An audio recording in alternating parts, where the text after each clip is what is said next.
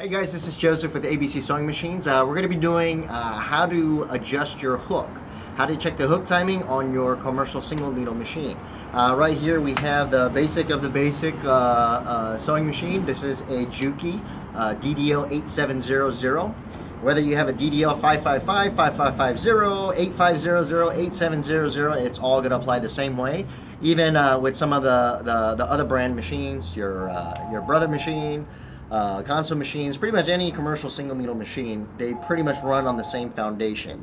Okay, so we're going to be covering how to check your hook timing, how to adjust your hook timing, and the step-by-step procedures from there.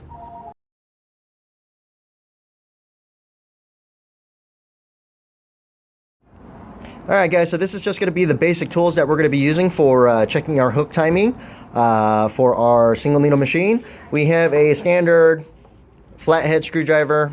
I have a longer one as well as a narrow thin one. Okay, so pretty much we just need a flathead screwdriver. If your screwdriver is kind of short, then you might want to invest into a longer one. Reason being is it'll make it so much easier to get these plate screws. If you have a short one, then your hand's right here and you really can't get a good angle for it. So invest into a long screwdriver. You could use it all around for just about anything, but a longer screwdriver would help, as well as a somewhat of a thinner flathead. Okay, so first thing, we're gonna take off the foot. Just gonna loosen up the screw, pull it all the way out. Okay, we want to remove the needle plate, two set screws right here. This is where the long screwdriver kind of comes in.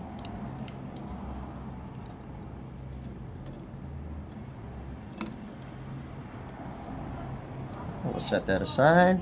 On the back side,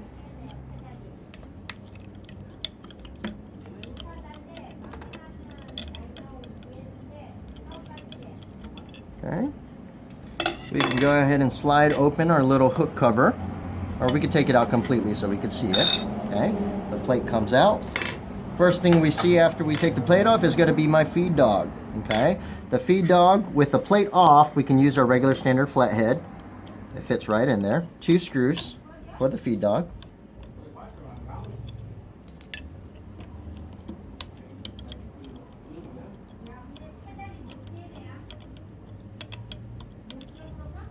Okay, and our feed dog comes right on out. Okay. Next, it's going to expose our hook. Okay, let's go ahead and remove the bobbin case. Now we're in perfect position for us to really get in there. We have full view of my rotary hook. We have full view of my needle. And then we can start going from the timing from there. Okay, so the very first thing that we're going to do when we're checking our timing is putting in a brand new needle. Okay, very first thing, we definitely don't want to do the hook timing with a bent needle. So what we do is we replace the needle, make sure that the little scarf, there's one side that's flat and one side that has this little groove. That little dip or groove goes directly onto the right side. Okay, so if you brush your finger, it should be directly from the right side. Okay, after we have our brand new needle in, very first thing we check is the needle bar height. Okay, so if I bring this whole bar right here is my needle bar. So when I bring the needle bar all the way to the lowest position, okay, the very lowest position, I will see these little etched lines right here on the needle bar. It's usually on the left side. Okay, so with the needle bar all the way down, I see 1, 2, 3, and then 4, which is right here, kind of hidden, is kind of half exposed right where the needle bar disappears into this collar. Okay, so I have 4 lines. Some of your needle bars is going to have 2, some of them will have 4. Okay, if it has 4, we are working with the top highest lines. So we're working with the 3rd one up and the 4th one up, or the first top one and the 2nd one down. Okay, when the needle bar is all the way in the down position, that very highest line should be flush with this collar right here. Okay, so if you kind of look, you can see it kind of peeking out right there. Okay, so it's kind of half exposed. That's what we're looking for. If it is not, if it's too high or if it's too low, what we want to do is we want to loosen up the needle bar, remove this little rubber cushion. Okay, when the needle's all the way down, it will expose the set screw right here on the side. Okay, so if you kind of peek in there, you will see that set screw. Okay. Okay, so the set screw is right on inside. And then we're going to get our flat head. We're going to go ahead and loosen up that set screw just a little bit. Loosen it up a half a turn. And now my needle bar goes up and down. And I could turn it left and right. Okay, so remember, first put your pulley, put your needle bar all the way to the most lowest position. Once it's in the lowest position, there are my 4 lines. Okay, that top line has to be flush with this little with this collar before it disappears. Okay, so if you don't see the 4th line, your needle bar is too high. Okay, so what I'm going to do is in the highest position, bring that 4th line right so it's flush with the machine frame. Okay, from here I want to make sure that my needle bar is straight. So with the screw on the right side, the groove of my needle should be right here on the right side. Once we have that position set, let's go ahead and raise that up so it's flush. Make sure my needle bar is straight. Okay, and then we're going to go ahead and tighten that set screw. You want to make sure this one's nice and tight so it does not come loose. Okay, so we're going to double check our work when it's all the way down. Okay, when it's all the way down, I see that the line is a little bit lower. I could still see all of that line. Okay, that's no good. I want it to be nice and flush. So we're going to loosen up that screw again. Okay, and we're going to raise it up just a little bit more. Right there so it's flush. If it's a little bit below the line, that's not a problem. When it's a little bit below, it will help for lightweight materials and stuff and such. But let's just go right there dead on onto that line. Okay, make sure our needle bar is straight. And we're going to go ahead and tighten up that set screw. Okay, so in the most lowest position, that top line is just barely peeking through. Okay, once we have that set, that is where the second line comes in. Okay, so we just adjusted our needle bar height to that top line. Okay, that next line, the second line, when the second line comes up and is flush with the frame, just like we did on the top line, at that position, the tip of the hook, okay, this is my rotary hook, this whole assembly that holds my bobbin case. Now if I rotate it, that sharp point right here on the left side, that sharp point is what catches the thread. Okay, so when the second line is flush with the machine frame, the tip of my hook that you see right here, the tip of my hook should be directly behind the needle and spaced off just a hair. Okay, so when we go out, when it comes in, I do not want to see the hook hitting that needle and bending it. You can see how close it is without touching. If it bends over to the left side, then that means that you're way too close. And we want to move our hook more over to the right to give it that little tiny wiggle room between the needle and the tip of the hook. Okay, so one more time. When the second line is flush with that collar right there on the inside, the tip of my hook should be directly on the right side in the center of the needle. So if I look right here on the right, I could see that the hook, the tip of the hook, is not passing. It's not passing past the needle like that, and it's not open like that, where you see this gap right in here. Okay, I don't want that. When that second line is flush with the machine, the tip of the hook should be right there behind the needle. Okay, so once we have that position set, then we're going to adjust the spacing. Okay, we're going to adjust the spacing of the needle and that tip of the hook. Obviously, we don't want it to be touching where the needle is going to be bending out every single time the tip of the hook passes. We want it right there flush, so when I rotate this back and it follows through, that needle should not be bending. Okay, so if we have to readjust it, if I keep rotating the hook, that is one set screw that holds the hook. If I keep going, that is my second set screw. Some other hooks, like hooks with under trimmers, they'll have one more screw right here in the inside. Okay, so we have one screw, two screw, and then one on the inside depending on what style of hook that you have. Okay, so right now we're going to go ahead and loosen up the hook and show you exactly what it does. Alright guys, so now we're going to loosen up the hook and make the adjustments from there. So one more time, we're going to bring the needle bar all the way down. When that second line is flush with the machine frame, right there, this is the position where we would loosen up the hook and move the tip so it's right there at the center of the needle. Okay, so right now let's loosen up these screws. We have two set screws. Just a half a turn is fine. There's one, and there's two. If it's hard for you to reach the screws at this angle, what you can do is you could flip open the head and then access the screws from the bottom side, where you have a lot more space to kind of work and go from there. Okay, so whichever one's easier for you to access. Okay, so one more time, let's bring, now when we loosen up the screws, this hook moves freely. Okay, you want to make sure that you hold it or just keep the hook out of the way of the path of the needle. Okay, see how it's kind of coming towards and it will make contact?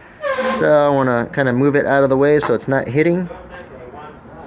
So it's not hitting the hook by the time we get to that second line. Okay, so I'm going to match up that second line right there so it's flush. And then from here, my hook is loose. I can move the tip of the hook right there to the right side of the needle.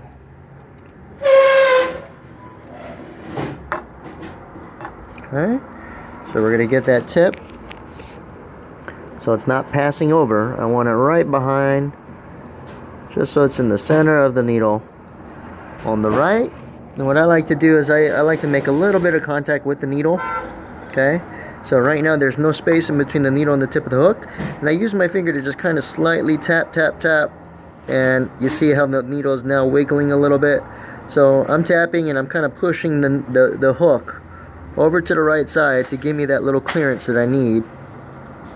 Okay, now if you look at that, if you can see it moving that much, that is way too much. Okay, we want to close that gap. It should be the width of a paper, the thickness of a hair. I mean, use whatever type of reference that you want to, but it should be very, very close. And you want to just slightly tap it a little bit. It doesn't take much to move this hook, so I want to tap just so there's that little tiny wiggle room. I just do not want it hitting by the time the hook comes in and passes through.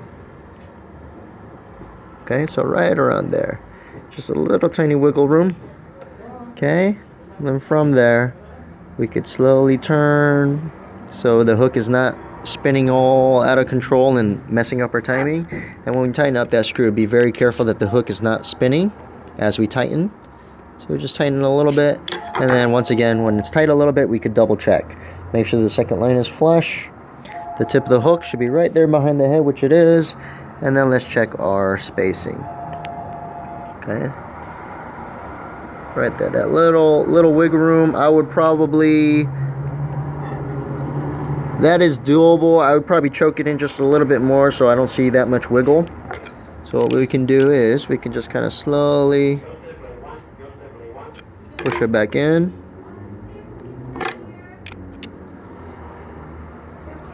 Just a little bit to close that gap.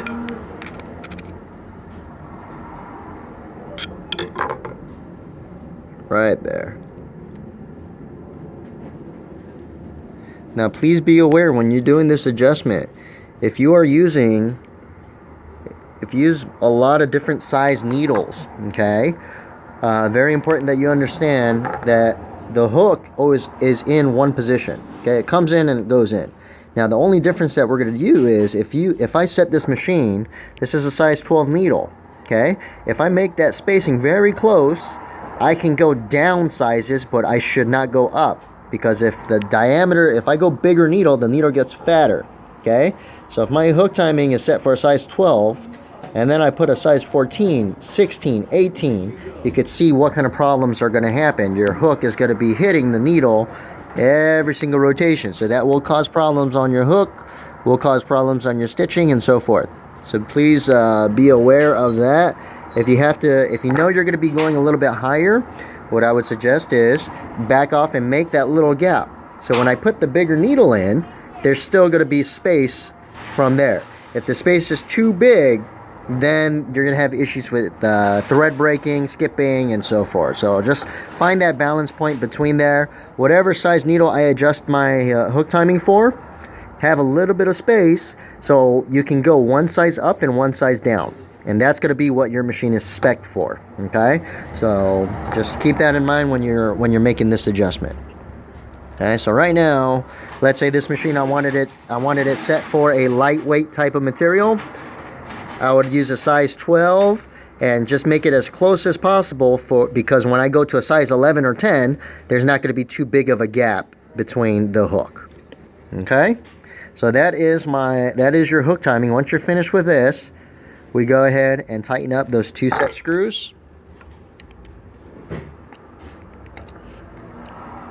Make sure they are very, very tight.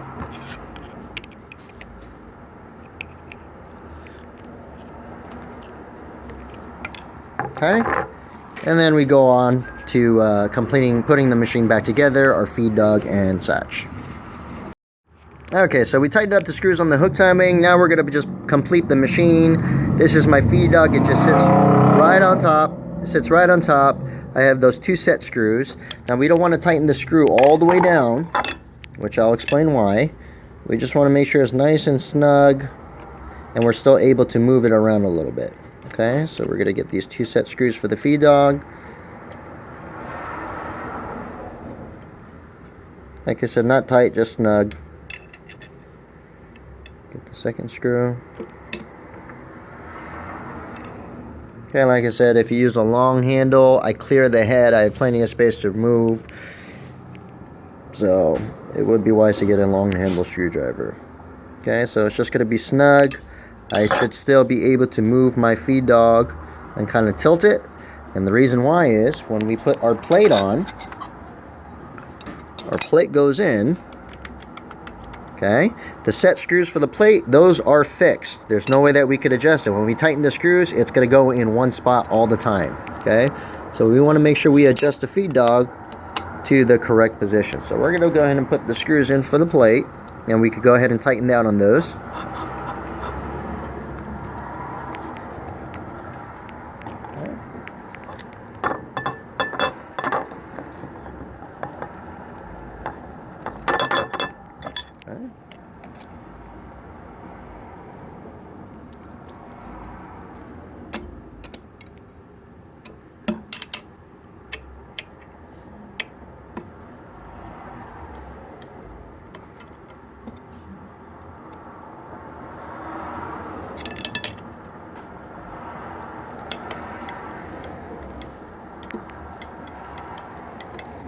Okay, we're going to make sure those 2 screws are nice and tight.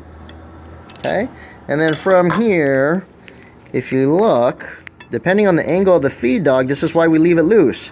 You see how there's a lot of open space? There's a little gap right here in between the feed dog and the plate, and then on this side it's kind of close. So that's why we leave this a little loose, so we can kind of get it so it's a little centered, nice and straight. You know, I have a little gap on the right side, I have a little gap on the left side because I don't want the feed dog to be mashing into the plate and getting stuck. Okay, or adding a little more resistance when we don't need it. Okay, so once we have that, now your regular flathead screwdrivers, it's going to be hard to make the full complete cycle because of the space, because the plate is covering now. That's why I like to use my thin flathead.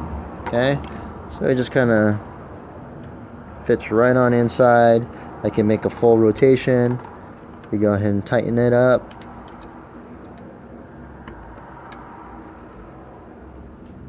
Okay, make sure these are nice and tight.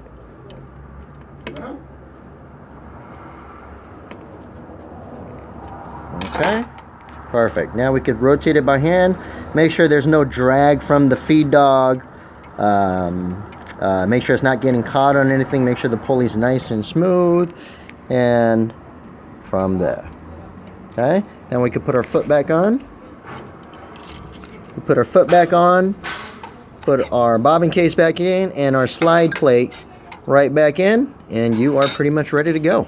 So that was our video covering doing your hook timing on the machine. Making sure that if you have any kind of issues with skipping, with different types of materials, with you know, if you have a lot of broken threads, a lot of thread breaks, a lot of birds nesting where it's just really bunching up a whole bunch of threads, yeah, definitely hook timing is one of the first things that you want to check. Your bobbin case tension, your feed dog condition, your needle plate condition, and so forth. All the supplies that you've seen here, I mean, it is fairly cheap. You don't really have to worry about replacing it out. The feed dog is about $2. The plate is about $1.50. So if you see any kind of damage, really, you know, don't waste your time trying to fix it. Just go ahead and swap it out, because it'll save you a lot more trouble later down the line. So I hope you enjoyed. Make sure to make sure to subscribe to our videos so you can see more training videos on the general commercial machine industry. All right, take care, guys.